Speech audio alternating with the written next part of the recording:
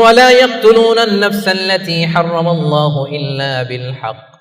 রহমানের বান্দারা অন্যায় ভাবে কাউরে মারে না, রহমানের বান্দারা হত্যা করে না, রহমানের বান্দারা কখনো খুনি হয় না, ঠিক কি না?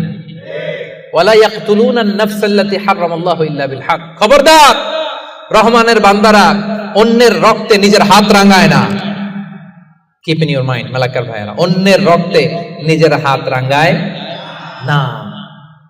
ওয়ালা ইয়াকতুলুনা আন-নাফস, আল্লাহ নাফস শব্দ ব্যবহার করেছেন। প্রাণ হত্যা করে না, মানুষকে মারে না রহমানের বান্দারা। কোন প্রাণ হত্যা করে না, মানুষকে মারে না, প্রাণ বিনাশ করে না। এর কারণ মানুষ সব বানাতে পারে, প্রাণ বানাতে পারে না। কথা বলেন। মানুষ কম্পিউটার বানাতে পারে, মানুষ রকেট বানাতে পারে, মানুষ প্লেন বানাতে পারে। মানুষ কি তার মতো আরেকটা মানুষ বানাতে পারে? তো যেটা আপনি পারেন না, এটারে আপনি শেষ করবেন কেন? যেটা আমি বানাতে পারি না, সেটা আমি কেড়ে নিতে পারি? এজন্য খবরদার, রহমানের বান্দারা খুনি হয় না, অন্যের রক্তে নিজের হাতকে রাঙায় না, এটা বড় মহাপাপ।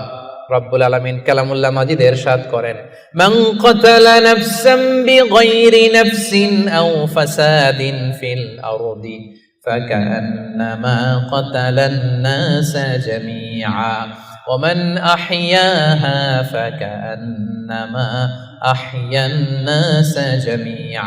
যে ব্যক্তি একজন মানুষকে হত্যা করলো, সেজন্য গোটা বিশ্বের সবাইকে হত্যা করলো। আর যে ব্যক্তি একজন মানুষের প্রাণ বাঁচিয়ে দিল, সেজন্য গোটা বিশ্বের সব মানুষের প্রাণ বাঁচালো। পড়েন সুবহানাল্লাহ। কি সুন্দর ইসলাম! দেখেন, আমাদের জান, আমাদের সত্তা, আমাদের নিরাপত্তার কথা ইসলাম কতটা ভেবেছে। এটা মহাপাপ। খবরদার, অন্যের প্রাণ নাশ করা যাবে না, অন্যকে মারা যাবে না। তাইলে হুজুর, অন্যরে মারা যাবে না, আমি তো আমারে মারতে পারবো, আমি আত্মহত্যা করে ফেলি নাকি? হ্যাঁ, আপনি আপনার নিজেকেও শেষ করতে পারবেন না, কারণ রুহু আপনি বানাতে পারেন না, তাই রুহু কেড়ে নিতে পারেন না। মান কাতালা নাফসাহু বিশাইইন উযযিবা বিহি ইয়াউমাল কিয়ামা। অন্যকে হত্যা যেমনি পাপ, নিজ হত্যা মানে আত্মহত্যাও মহাপাপ।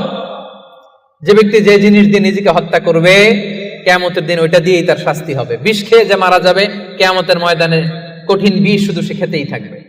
স্ট্যাবিং করে ছুরি ঢুকিয়ে যে মারা যাবে, ছুরি ঢুকাতেই থাকবে। গলায় ফাঁস লাগিয়ে যে মেয়েটা মারা গেল, ওর শাস্তি জাহান্নামে শুধু ফাঁস লাগাতেই থাকবে, লাগাতেই থাকবে।